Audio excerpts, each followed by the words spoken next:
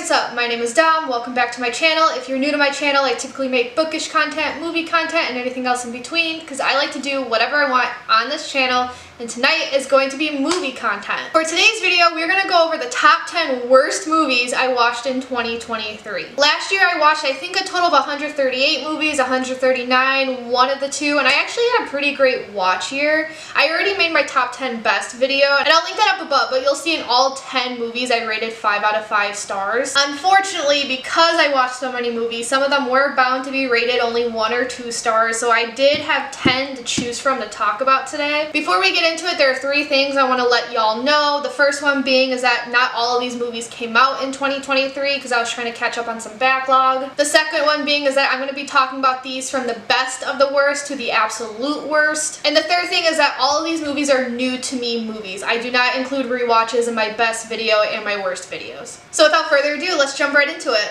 At number 10, the best of the worst, we do actually have a 2023 release, and that is Wonka. Originally, I wasn't actually going to see this movie. I had no interest because, moment of truth, I did not like Gene Wilder's version of Willy Wonka and the Chocolate Factory. I am that person who prefers Johnny Depp's because it is closer to the book, and I am saying that having seen Gene Wilder's first, because every time I mention that, every time I say I like the Johnny Depp version better, people are like, oh, it's because you watched it first. No, I saw the original movie first. And, you know, I thought to myself, it's like, well, if I hated the original movie, why would I see a prequel to it? Well, that's because I am an AMC Stubs member, and in order to make that thing worth it, you have to see at least 2 movies a month. And December was just not a good release month. We were like 2 days away from Christmas, and I was like, oh my god, I haven't seen the second movie yet to make this $20 a month bill worth it. So I saw Wonka in this giant ass theater, and it was just me and another couple. And yeah, I gave this 2 out of 5 stars. It's really weird because I was somewhat enjoying myself in the actual viewing, but it wasn't until the movie was over and I had time to sit with my thoughts that I realized I wasn't actually enjoying the movie. I was actually more so baffled than bemused. First of all, I did not know this was a musical. I had no idea going into it, so when Timothée Chalamet of all fucking people started singing, it was actually a jump scare. And like, I'm a fan of musicals, but I do like to be warned. So I think that did taint my opinion on this just a bit, but then, like, you know, I tried to open up my mind. I'm like, okay, let's listen to the music, let's really listen. The songs ended up being boring, and Timothée Chalamet was flat in every single song. I swear to God, during pure imagination, there was one note that caused me and the couple who were sitting right behind me in that large-ass theater, all 3 of us, we literally cringed and went, oh, like, it was not good. I was getting really antsy in this film, not even halfway through, and I don't even think this movie's 2 hours long. I think it's only like 1 hour and 40 minutes, but this is one movie. I hate being that person who checks their phone during in a theater. But I was that person during this movie, and like every time I thought 30 minutes went by, only like 10 minutes went by. So I don't know why I thought I was enjoying myself within the viewing, but like I was bored, I was antsy.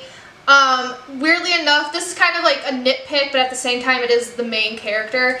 I thought Timothée Chalamet looked the part. Like, he has a very like whimsy, goofy look to him that does fit Gene Wilder's interpretation of Willy Wonka.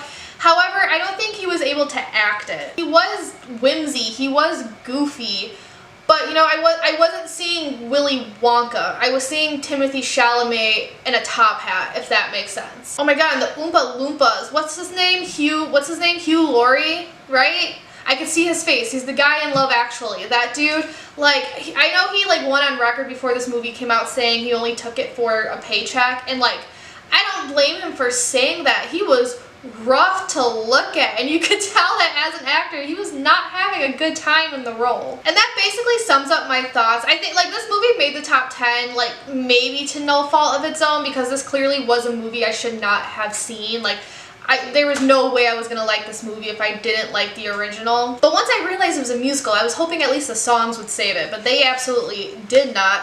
It was nice and colorful, that was kind of cool, but other than that, like, girl, I was out. And so I'm actually surprised this movie was made, just because Roald Dahl, who's the author of the book, he absolutely hated Gene Wilder's movie. So I'm surprised his estate or company or what have you greenlighted this. I'm kind of shocked this movie has the good reviews it has. Not a good time. 2 out of 5 stars. Number 10 on the list of the top 10 worst movies I saw it last year. At number 9 on this list, we have the Nativity Story, which is the story of the birth of Jesus Christ. In this movie specifically, it explores the relationship between Mary and Joseph. Growing up in a Christian household, I have seen so many interpretations of the story of Jesus Christ, but this one I just had to watch because of who the director is. This movie has the same director as the first Twilight movie, Catherine Hardwicke, and I was like, oh boy, I have got to see this. But I didn't like it. As respectful as I thought the performances were, like these people truly cared about who they were portraying and the type of story they were portraying.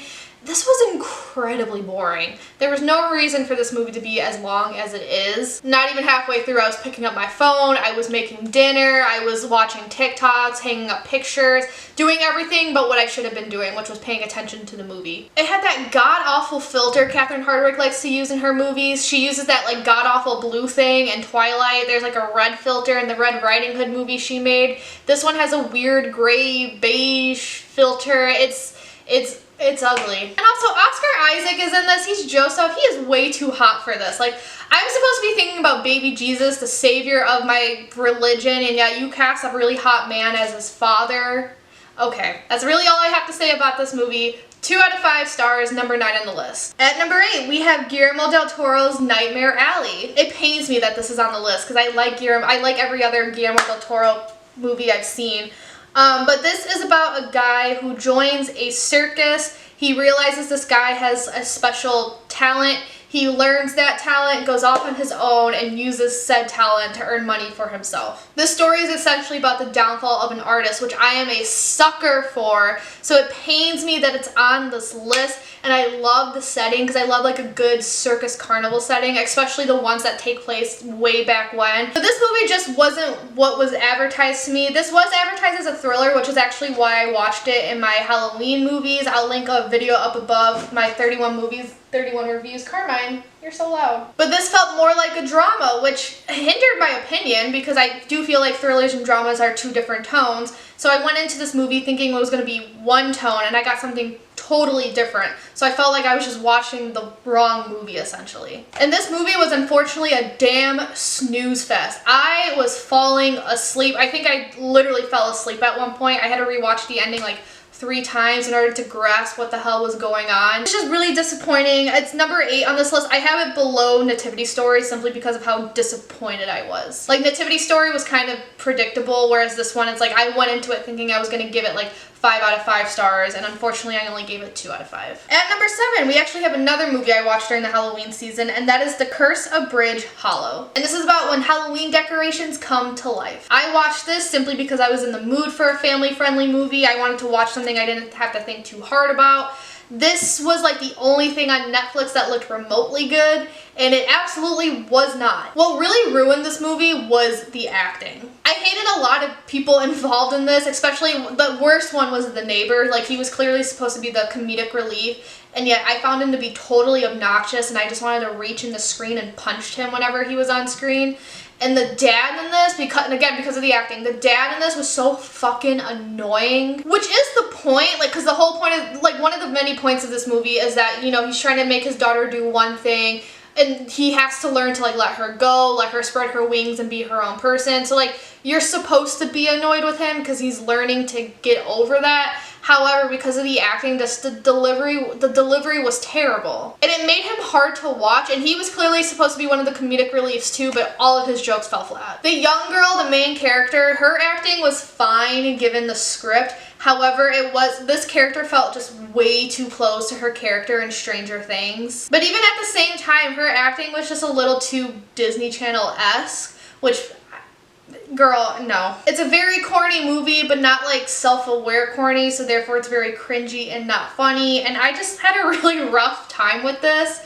Yeah, this is a 2 out of 5 star movie. At number 6, we have Ewoks: The Battle for Endor. This is a Star Wars made-for-TV movie, and it's actually a sequel to another one. The sequel I just rated worse. But this is about a little girl trying to save the Ewok planet. So this movie actually had a pretty fun, adventurous beginning, but that only lasted for like a solid 10 minutes before it eventually became incredibly boring. You're gonna notice a pattern with these movies. A lot of them on this list made the list because of how bored I was. A lot of the criticisms I have for this movie I had for the first one, which I'm gonna wait until I get to that movie to go more in depth with them. One of the reasons this movie was rated higher, since I was so disappointed with the first one, I knew what I was getting into with this one, so I wasn't shocked by how bad it was. But I will say the little girl in this, she has got to be related to someone famous, because her acting in this was just terrible. Like, I'm not expecting Oscar-worthy performances from children, especially one as young as her, but I have definitely seen a lot better. The makeup and costumes for the monsters, though, best part of the whole movie. But I gave this, I think, 2 out of 5 stars. Yeah, this was a 2 out of 5 star movie, but like low. This is like pushing 1.5. At number 5, we have 1929's The Broadway Melody. This is about a group of people who want to enter showbiz. So I watched this movie, especially one so old, because I'm trying to watch every movie that won for Best Picture at the Oscars. This was the second one to win, so it won in 1930, and I could see why it won, just from a technical aspect, and a lot of the performances were really good. However, the reason this is one of the worst movies I watched last year is, you know, on par with the other movies I mentioned, just incredibly boring, and actually forgettable. This is one of the more forgettable movies I watched last year. The other boring movies I at least remember, but this one, like, I'm out. And because of that, that's all I have to say about that movie. Number 4, we have Holiday Inn. This is about a guy who opens up a hotel, but it's only open during the holidays. And any holiday, whether that's Christmas, New Year's, Easter, President's Day, 4th of July, what have you. This is another movie from back in the day. I think this came out in the 40s, late 30s, early 40s. It's just one of those movies to show off like the singing and dancing talent of certain people. It is a musical, so it stars Bing Crosby, who's like the singer of the movie, and then Fred Astaire, who's more so the dancer of the movie. And I will say the dancing was fantastic. Like, Fred Astaire was famous for a reason. This is my first Fred Astaire film. This is not my first Bing Crosby film, but Bing Crosby has a beautiful voice, and one of the reasons I didn't like this movie is because the songs are forgettable. The dancing's not. I could still remember some of the dancing, but the songs themselves were pretty forgettable, but still as forgettable as they were, like, I still remember Bing Crosby's voice, and you know what, he can sing anything. However, as a story, I was not really a fan. I wasn't really sold on the idea of a hotel that's only open like basically 15 days a year. How the fuck do you make money? Like, yeah, that's a cool gimmick, but I just had a hard time putting like my suspension of disbelief when watching that. I wasn't sold on the like romance plot that was going on either. And again, like every other movie on this list, it is pretty boring, and my attention span was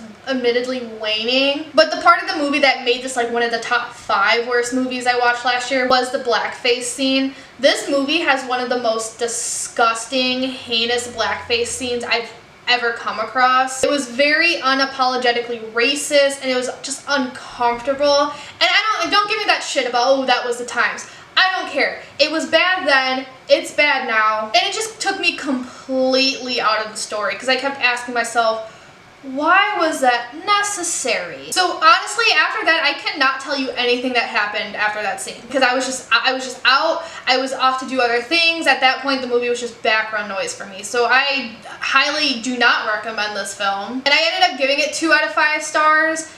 Thinking about it, it's more so like a 1.5 out of 5 star movie. Entering my top 3. So my first official 1 out of 5 star movie I'm going to talk about is going to be that first Ewok movie, Caravan of Courage and Ewok Adventure. So this is about a family that gets stuck on Endor, the planet of the Ewoks, and the parents get separated from the 2 children. So the 2 children team up with the Ewoks and try to find their parents. But this was bad. I understand it was a made-for-TV movie, but holy shit.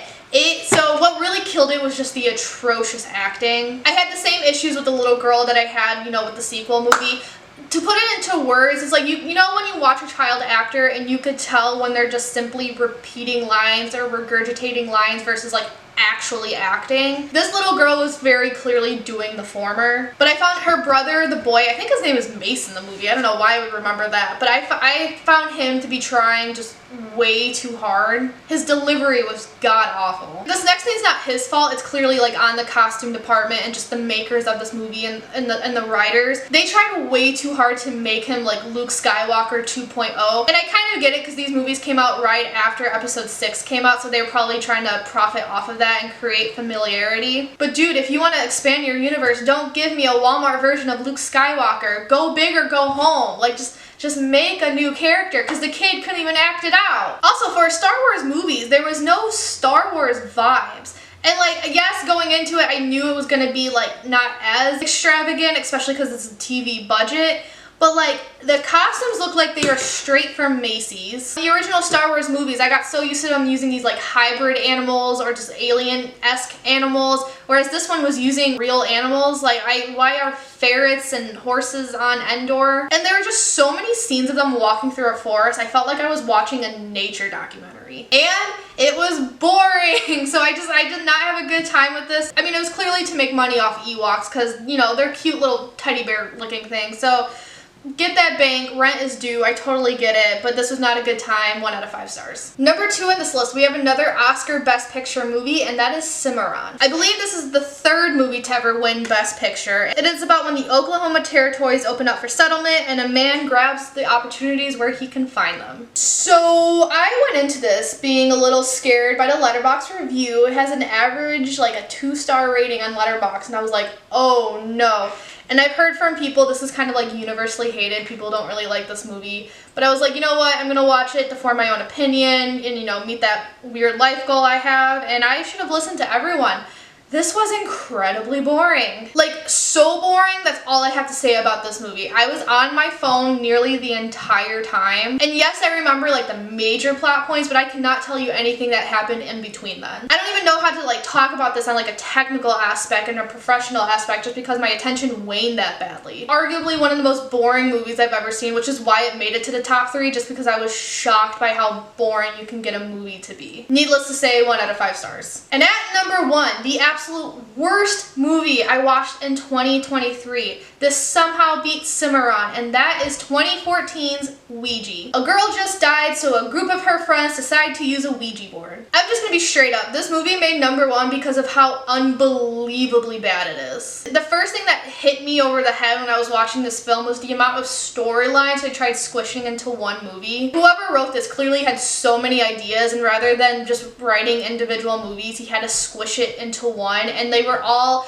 these storylines were held together by the loosest threads. I kind of want to talk about the camera work. I usually don't talk about this just because when I talk about movies, I want to talk about like if they were fun, just like quirky things I've noticed, but this one I have to bring up just because of how inconsistent it was. There were some scenes in this that were beautifully shot, but then there were other ones, specifically like the action scenes, where it was so shaky, it was nauseating. And the stark differences between the two was just so distracting. One of the reasons this was unbelievably bad, especially for a horror movie, is that the jump scares didn't work. I've mentioned a few times on this channel, jump scares typically do work for me, not because like they're scary. I do find them to be cheap scare tactics. However, like if you play a loud noise in my ear, I'm going to react. However, for this movie, I was able to predict when the jump scares would happen. I was able to predict what exactly they'd be. Like, I knew if it was going to be someone falling downstairs or opening a door. And they didn't get me. They could play these loud noises and I sat just fine in my chair.